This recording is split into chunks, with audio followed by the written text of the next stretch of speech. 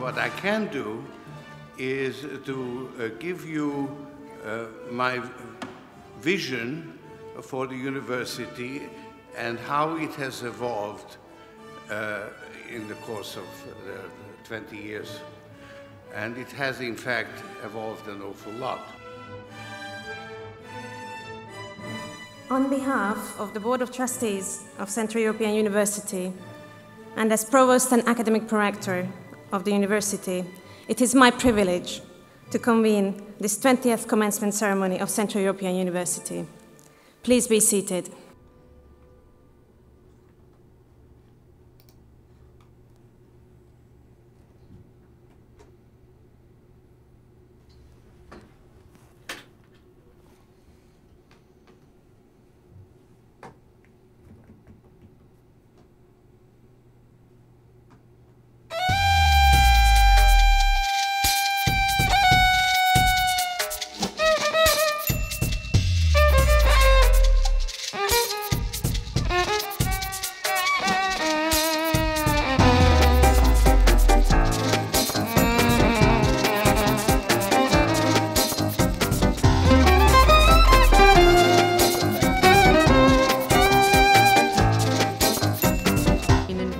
You definitely see that.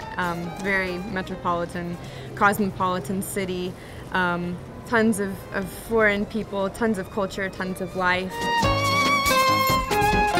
I think it's a crossroads city in many respects. It's a crossroads city the same way that CEU is a crossroads university. It looks east and west at the same time. This part of the world is the one which, in most countries, experienced both fascism and communism. Two different, equally repressive, closed regimes.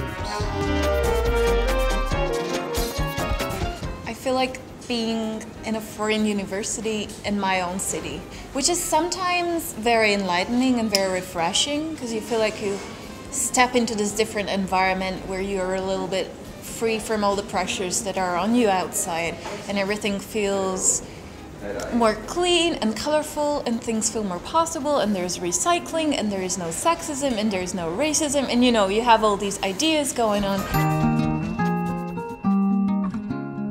I decided that I have to try to have some education abroad, just to experience the difference. And then I came across this place in Budapest, in the heart of Europe, in the heart of New Europe.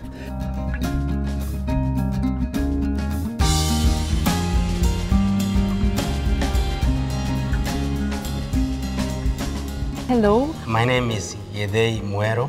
I'm 25. I come from Iran. I'm studying the environment science, policy and management department in CEU. I'm actually starting the process of writing my dissertation on constitutionalism and multi-party democracy in Africa. In every class there's a new composition of people, and all these people bring their different backgrounds and ideas. She's also one of the earliest queens where we have a charter in its original format preserved. So it might be interesting, it might turn there might be something interesting in terms of that story too. Sometimes you have eye-opening moments where people start debating a topic, and then they realize, wait, this is just what one side tells, and the other side tells a completely different story. And this is a place where you bring these different stories together, and you get to challenge your own perspective every day. How can you really have a long-term vision, and do you build in safeguards for technological changes into it? Because if you tell a donor that, okay, this is my vision, and at some point you have to sort of abandon that vision. I'm worried about my children and their children's lives. One of the questions, if I can put my research academic institution hat on, is, as we know, I mean, there's research is done for very different purposes, and even academic research that wants to engage in policy processes doesn't always translate. It isn't like the, it's a small world ride at Disneyland. We have Israeli and Palestinian students, we have Turkish, Armenian, and Azerbaijani students. We have students from all the countries of the former Yugoslavia, and there have been very serious, long-standing conflicts between many of these groups. And so we put them on a place where they're in a graduate environment that is rigorous and expects a lot from them. But now with students from over 100 countries, we have roots all over the world. But we're not asking anybody to give up their own nationality when they come here. Quite the opposite. We're asking them to share their nationality. It's so, you get exposed to so many different people, different backgrounds, different cultures, that, as I often say this, that now when I look at the map of the world, it's not just countries, it's more like faces of people.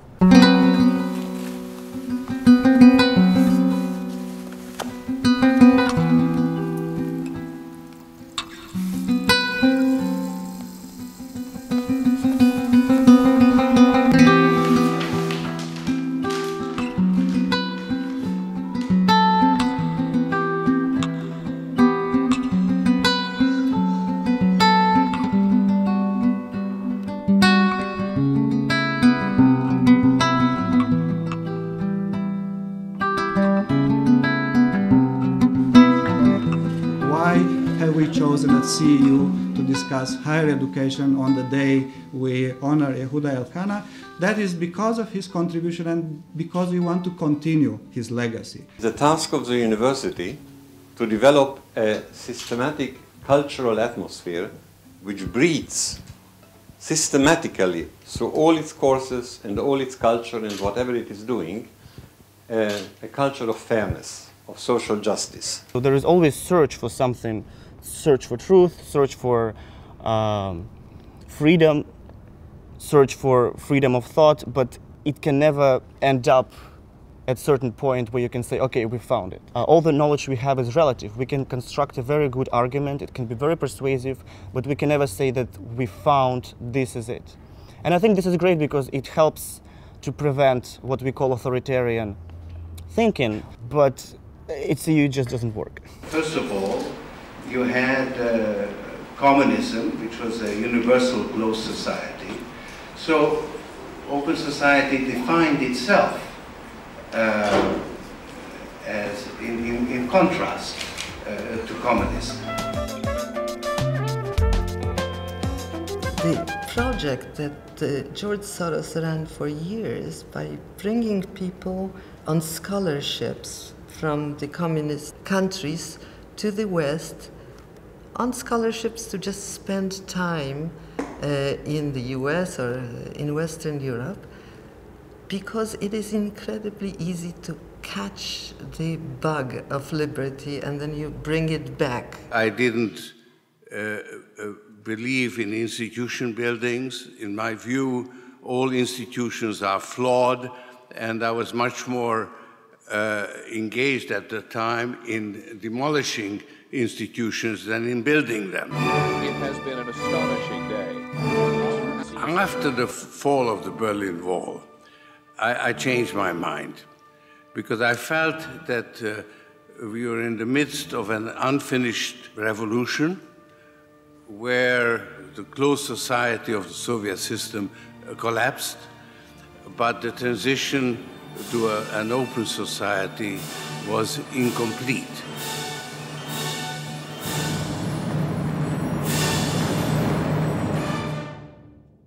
When I heard about Central European University and the idea, George Soros's idea of creating a place that would be distinctive, would not be just a replication of the West. Why should you do that? But would draw upon the distinctive experience of this area and others from the former Soviet Union to do something that would be open and have and be able to freely draw on the best of scholarship, but could have its own original qualities to it. That was the thing that I just loved about it.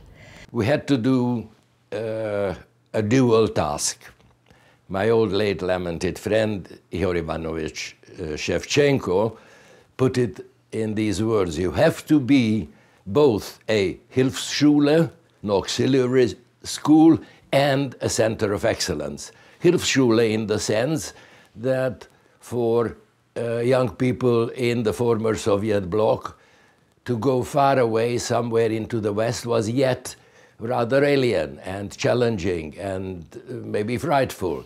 But to get to Budapest, which is used to be in the bloc, which is not too far from home, was easier. funny little anecdote in this regard is that in the very beginning, when there was a break between two classes, students tended to talk in Russian to each other. That was in the early 1990s. So English was not yet the lingua franca of Eastern Europe, but that has dramatically changed. The ambition was at that time that there will be a regional elite which would be able to understand each other, and in a case of deep conflicts would be able to talk to each other, even over the guns. And their voice would not be completely eliminated by the noise of the guns.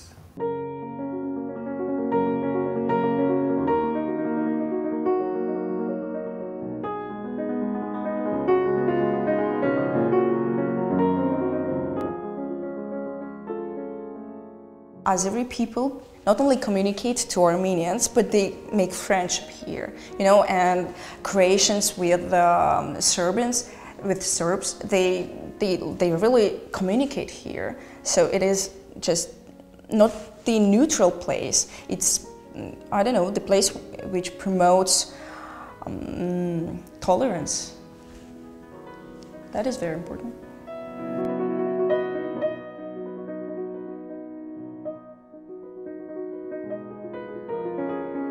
So the crossing was also a module for a unit of the main body of the church.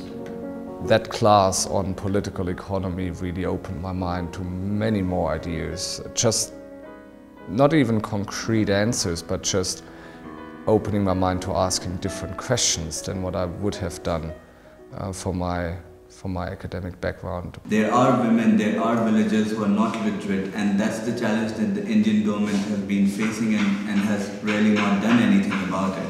However, at village level, democracy functions in a lot of places. So there is some understanding of democracy. However, there is no perfect understanding of democracy. That's what I feel. When we talk about democracy, we really are largely talking about politics. And from a real human rights perspective, we have to figure out just what parts of human rights are essential to democracy, rather than talking about democracy itself. My thesis topic is around the issues of child soldiers. I'm going to focus on child soldiers in international law. I'm putting forward a claim that since there is no international consensus on minimum age of criminal responsibility, how children overall are vulnerable in terms of getting prosecuted. My thesis project centers on transitional justice, and I'm more focusing on a development country perspective. So my case study is the processes in Liberia. I see that as very vital, very important if Liberia would be able to make a transition from a country that has been devastated by war and conflict for 14 years into one that respects democratic values. There are two major legal systems in the world. There are common law and civil law system, and for us it was really interesting to see that people coming from different backgrounds, and half of our group was from civil law system, half of our group was from common law system. We were teaching our common law friends how we base our how our course-based decisions not on previous cases but on articles, and they were really, it was so interesting to look at them when they were amazed. They were, oh, and you don't have case law? How could it happen? My thesis topic on human rights MA here is freedom of assembly, and I'm looking how legislation is set to protect freedom of assembly in Croatia. In the US, the Constitution is mainly full of negative rights, which basically prevents the state from imposing laws, rules against the people. And a positive right is something which obligates the state to provide something for the people.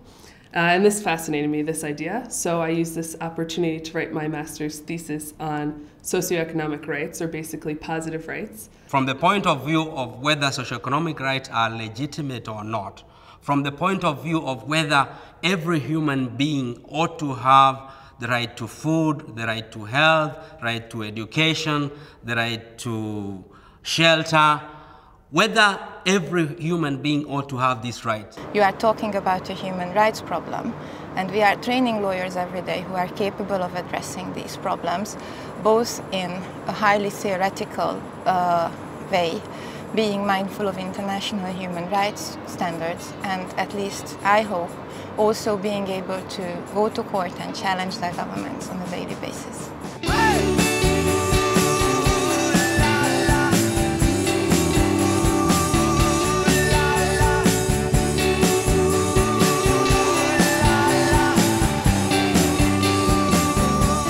In the late 1980s, it was a time when the societies were changing. We all wanted to change the society. And for me, this connection between my life and social change was through environmental activism. So here is me tackling a poacher who illegally fished in this little river here. And what we often discovered that these people who illegally hunted or illegally fished, that they were members of police or senior members of KGB or the party. And it was very difficult to bring them to justice or to responsibility because they were saying that since we are writing the laws, we don't need to follow those laws. I think what we learn in our course is that we are part of the solution. We learn how to interact in an international context, and this will happen. Like, I'm pretty sure I will meet most of the people I'm studying with. I will meet them someday in the future again in some kind of international negotiations, and then you can anticipate somehow how they react, or what are their backgrounds, what are their interests, what are their national identities also. MESPOM, the program that I coordinate, is Master of Sciences in Environmental Sciences, Policy and Management. And here CEU works together with two other universities. There is a University of Manchester, which is one of the biggest European universities, who takes the science component, and Lund University in Sweden, which takes care of the management component. But we here at CEU, we focus on the policy element in MESPOM.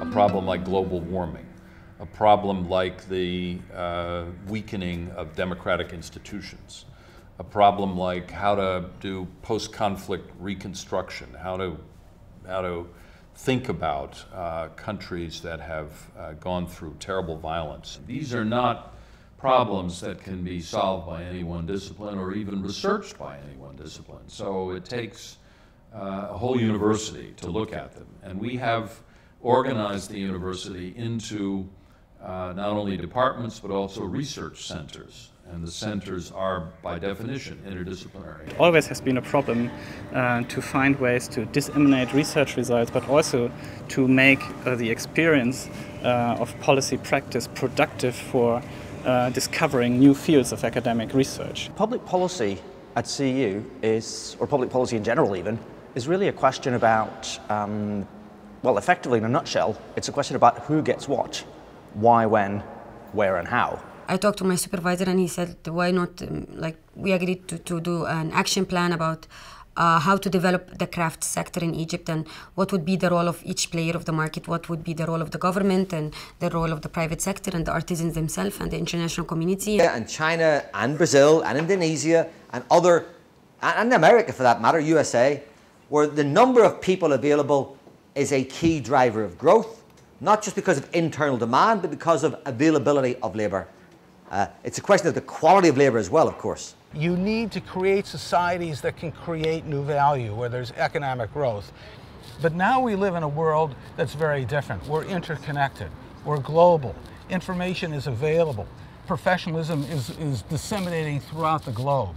And therefore, the open society needs to think through what its mission is in a world which is higher in technology, where innovation is important.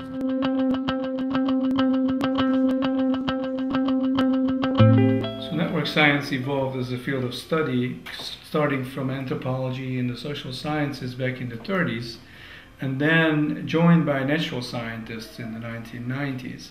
And it became a new field of inquiry that looks at the complexities of modern life, social networks, infrastructure networks, economic networks, political connections. These are all phenomena that we experience today, and as exemplified by the recent revolutions in the Middle East, network ties are crucially important to understand contemporary societies.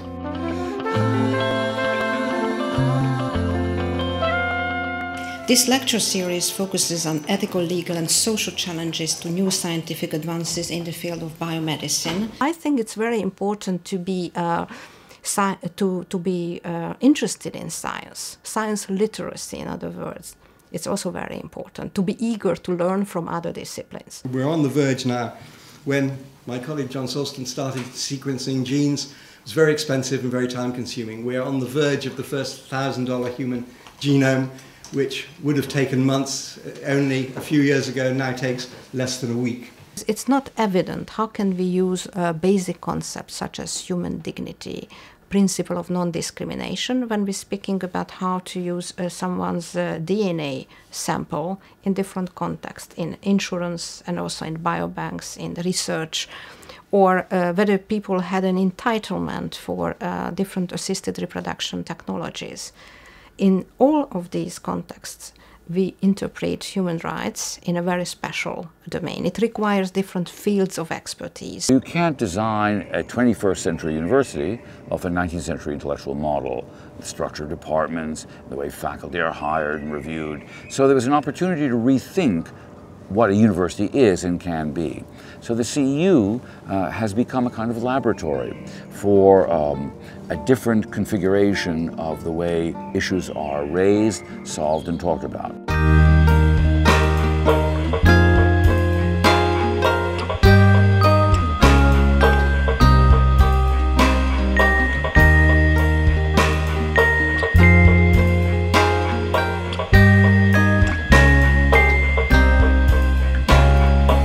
What makes someone a person is the kind of mind that they have.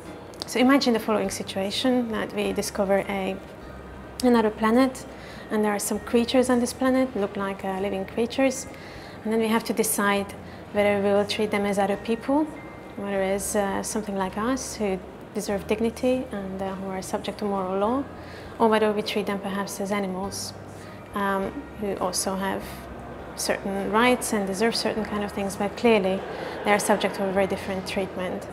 So this is one way of putting this question that I'm interested in, is that what makes people people? What makes a certain creature the kind of creature whom we treat as someone as a bearer of dignity and a subject to moral law? The research that I do mostly focuses on early development.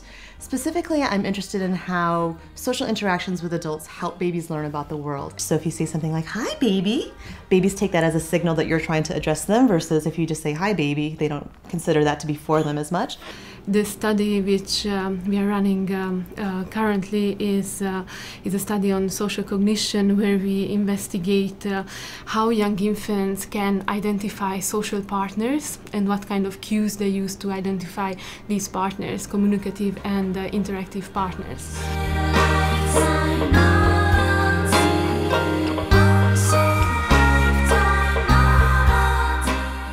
Persons are a very special type of objects because persons have intentions, persons have a lot of representations, knowledge about the world, autobiographical facts about them, skills that are person specifically true for them.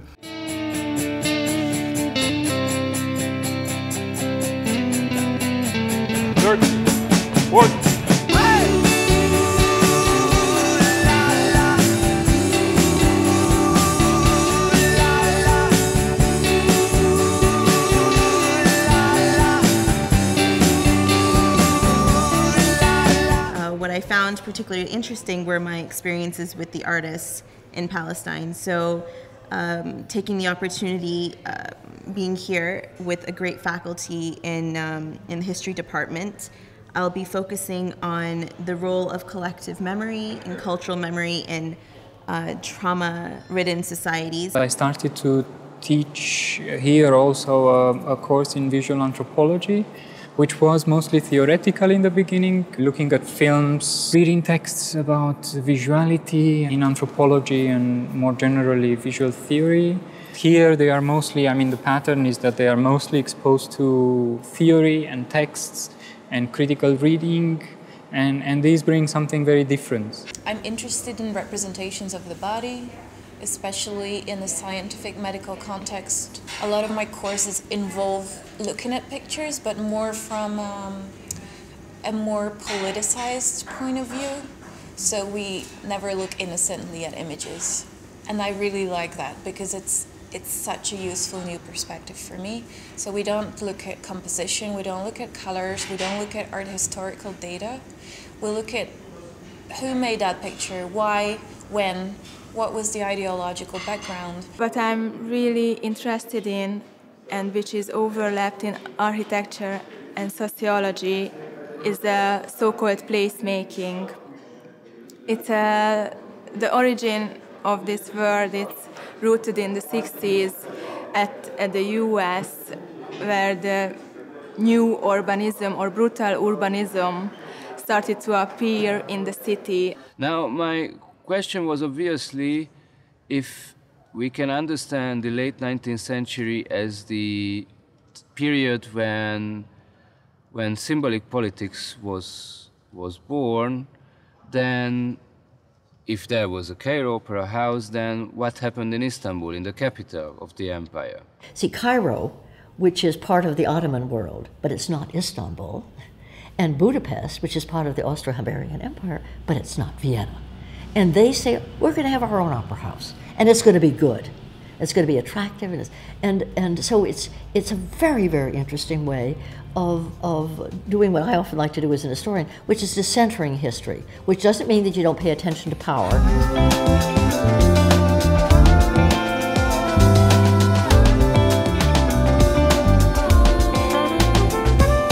A university is a place where, it should be defined by the students. So I wouldn't set the agenda for you, but then in our discussions, if you remember, what I told them was that it has to be a place where ideas originate. There's no language which you can say is the language of creativity. So we wouldn't say that you write in philosophy in Russian and I write in my language, southwest of India, and it doesn't really matter in which language you write. It's about the essence of the idea. So there's a difference between sharing a language and sharing creativity. Lások i nelások, zvieri sklamaní. Tesbolo rodiče tesklivé zábrany. Renglones y páginas con aquello que no dicen. Безмалволию, синята птица, Даная. Бесцветния сын на Джон Леннон, Булат, Юнивел, Буковский. Образцах крови, в обрывках клейкой ленты, непрокуренном контральто и прочих pathologist моментах. Such elegant things, quick with the slap, and even quicker with the batted lash. I have been working especially on the history of Sephardic Jewry in the early modern period, on this very extreme case of Jews who were massively forced to convert to Catholicism at the end of the Middle Ages, and who after several generations returned to Judaism in the northern Protestant countries. Most of the students are going to be interested more in interactions between Jews and the majority population. They're going to be interested in anti-Semitism.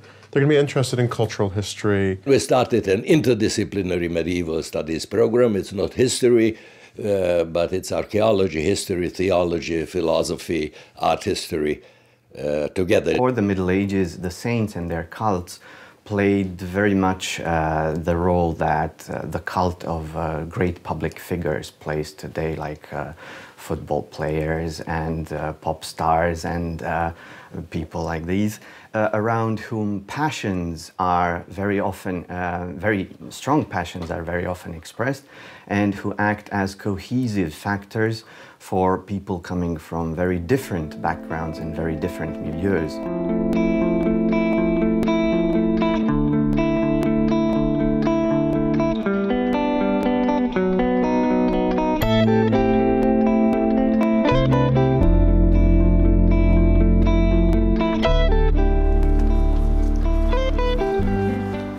are now in the archive, the Open Society archive. The core of the archive came to us from Radio Free Europe, Radio Liberty, which was the most important propaganda machinery during the time of the Cold War, which tried to broadcast radio programs to the countries behind the Iron Curtain. Look, these are days, just one single day, such a material. We have this in Hungarian, in Bulgarian, in Russian, in Polish, in Czech, in Romanian, from every single day. There was a dialogue in the air between the secret services of the West and the Eastern countries. Now, I also wanted to show you something. Where is this? Here.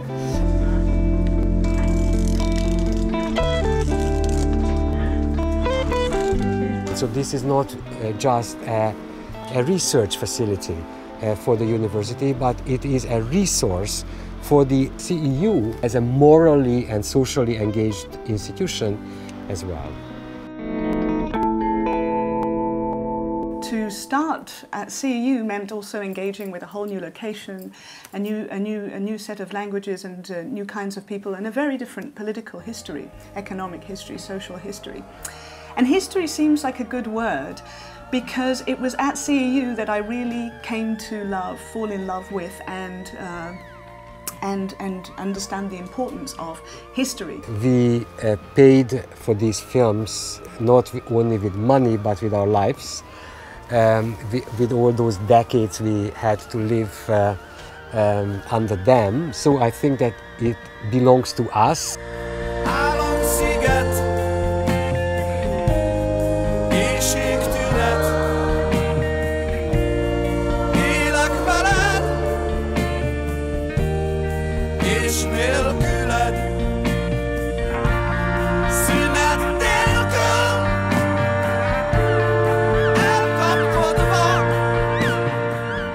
Given the history of the Central European University and its own experience being born at a time of major transformation of the international system, time has come where one has to revisit these issues and understand and realize that we now live in a world where we may be at the threshold of yet another major transformative period.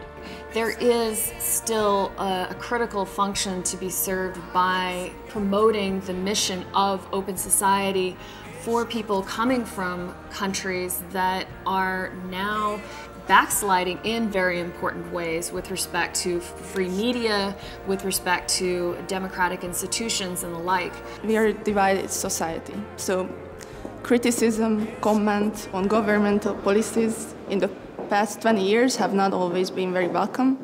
But I think that because CEU is an independent institution, it has always had the courage to stand up and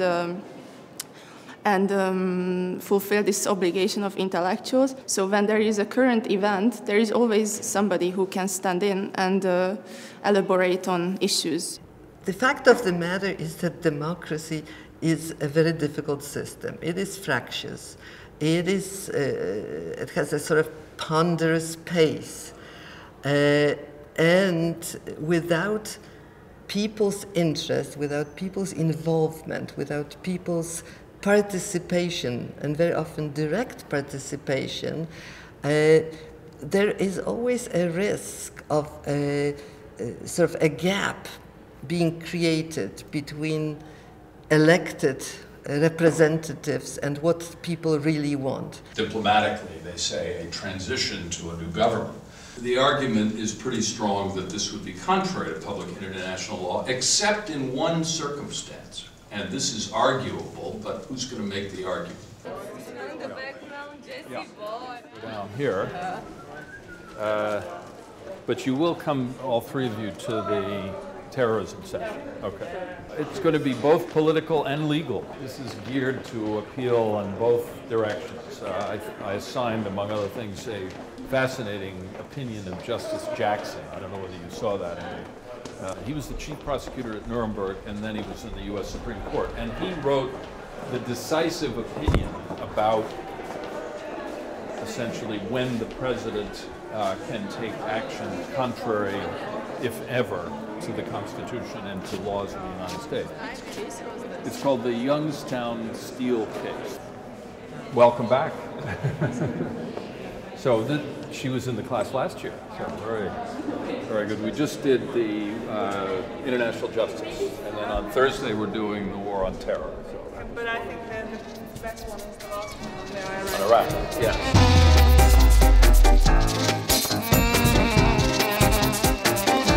My name is Anna Vafilomeyeva. I'm Swati Kamble. I'm a research fellow from London, actually. I'm from Fiji Islands in South Pacific. I'm supervising a student from India. She does her MA thesis in an analysis, a gender analysis of the Roma development programs of the Hungarian government and the European Union.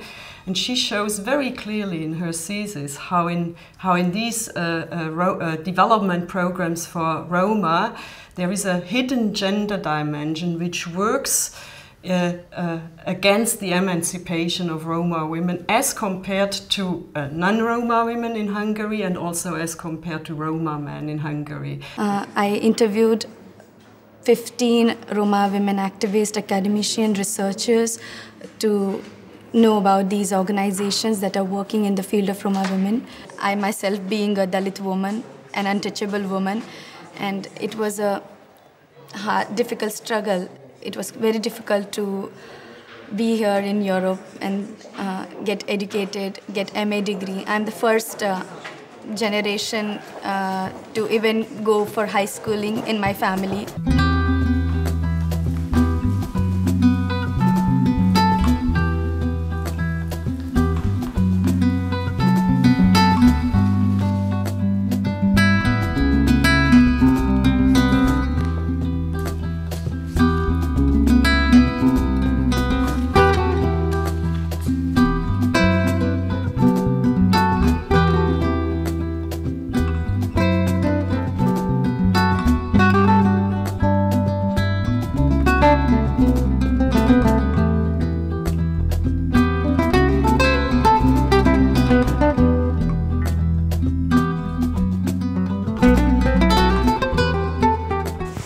One very good example of a kind of problem-focused research and teaching that we engage in is looking at conflict management and conflict resolution and ultimately post-conflict reconstruction and the prevention of conflict, the prevention of genocide. I'm doing research right now in Bosnia, and I was doing before in Kosovo, on the process of reintegration of ethnic minorities and how is the relationship between ethnic minorities and majorities. The war in 1992 not only broke up Bosnia and Herzegovina, but it broke our families apart. Meeting ordinary students my age from Croatia, Serbia, Macedonia, Albania, Kosovo, it has given me an opportunity that we are a community and that we aspire for the same opportunities that everyone else does. We do want to see our region stable, prosperous, but at the same time, we would like to hold on to our culture. That one of the problems after the fall of these closed ideological and political systems would be the emergence or re-emergence of nationalism, of the inability to understand each other.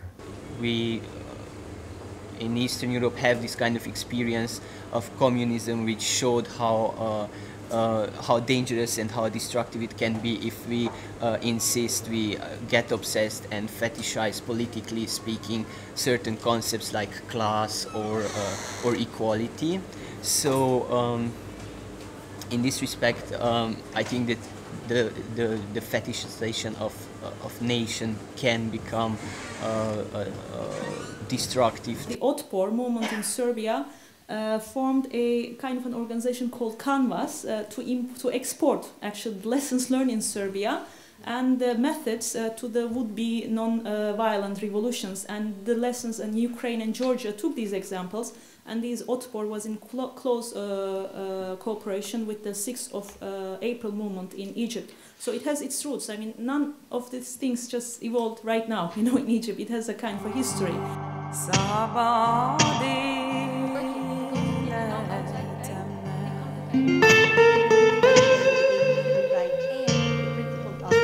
Students also were very much interested to draw a kind of a parallel if this what's going on in the Arab world can also be considered as kind of this Arab Spring, as what happened in Eastern Europe before. And it's very interesting because a considerable amount of students also come from Eastern European countries at CEU.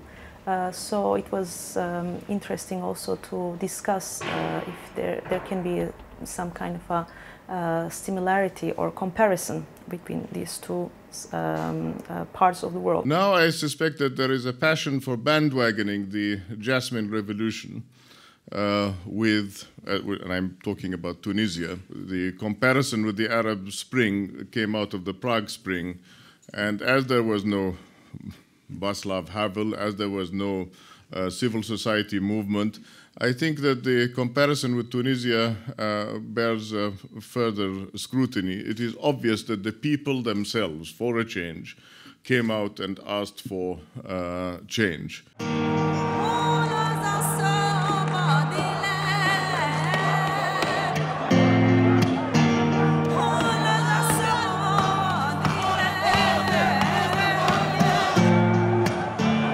Before I left to Egypt, I was in a class, and then my friends knew that I'm just going for administration. So a Serbian friend of mine was like, you have to wear a scarf, you have to have a mask on your face. He was like giving me some tips on how to go out in the administration.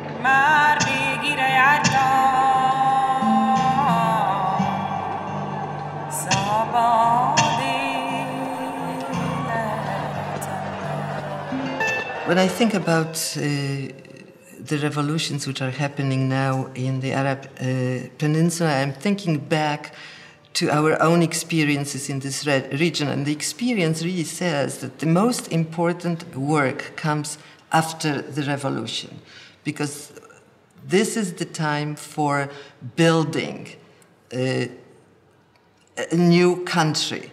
Most of these multi-party democracy systems in Africa started, they emerged in the early 90s.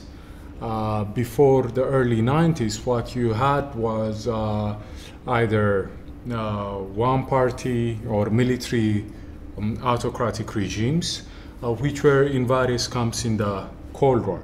I think what happened and what was initiated and launched, if you will, with the transitions in Central and Eastern Europe has set in motion a process of transition and change that is likely to continue in the foreseeable future. Stuff changed, everything changed, and people are just not ready for changes all the time. Change is not easy, and it's like it carries lots of uncertainties, so people are not used to that, and it's not easy. There is no violence like in Egypt or Libya or other countries, but still you can see how the state is actually not entirely working for its citizens. So I think that we have to claim more. Even when we have some freedom, we have to claim for more.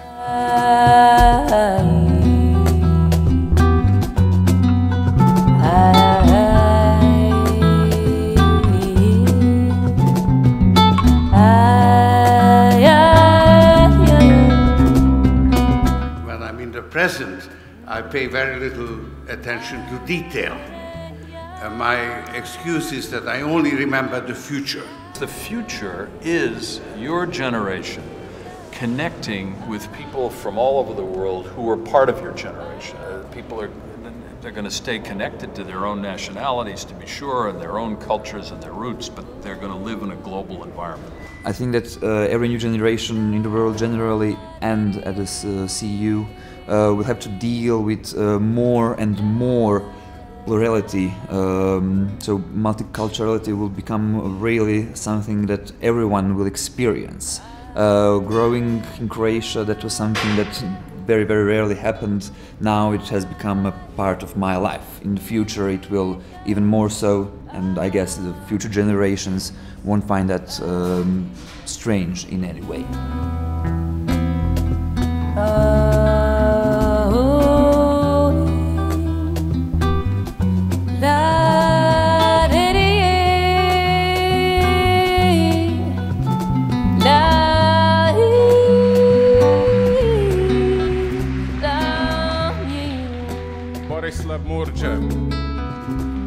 At the age of 27, I became a Minister of Education. The dean was retiring, and he called me to his office and he said, like, even if you are the youngest of the professors, I am going to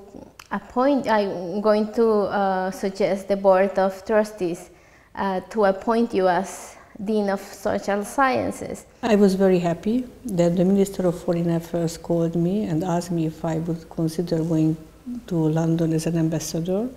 At first I didn't say actually yes, but then I was thinking about it, and then I joined the Foreign Office in 2006, and I was an ambassador for 4 years.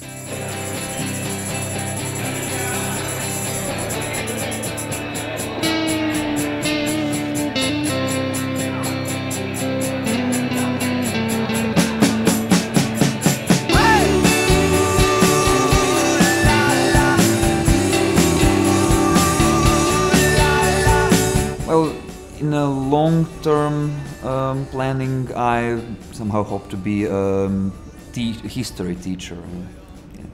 I see the academia as a place to shape young minds, and therefore I would love to be part of that process and teach one day, which doesn't necessarily mean that I cannot provide opinion on the public policy of, be it my country or any other country. I feel that across the globe, working on the issues of minority groups, specifically women's group, the grassroots strengthening is very important, as well as the policy advocacy. And this is what my future plan is going to be. There is probably a voice that is missing from the international scene, and I felt that I needed to continue with my studies in order probably to be in a position to offer some voice or some perspective, especially an African perspective. I believe that coming closer home, it's actually giving me an opportunity to understand myself better. As a Bosnian American, constantly trying to figure out and define your own identity, I think it's very important to come back to the region. It is not enough simply to read history books in order to learn your past here. But everybody is required to take a personal journey, to invest in understanding who you are and where you are coming from. You have to question your own past and what is written there, and the relationship between the text and your daily experience, and then rethink your own existence. I think that this is a very important knowledge, and fortunately and unfortunately at the same time, this university is perfectly situated to teach that.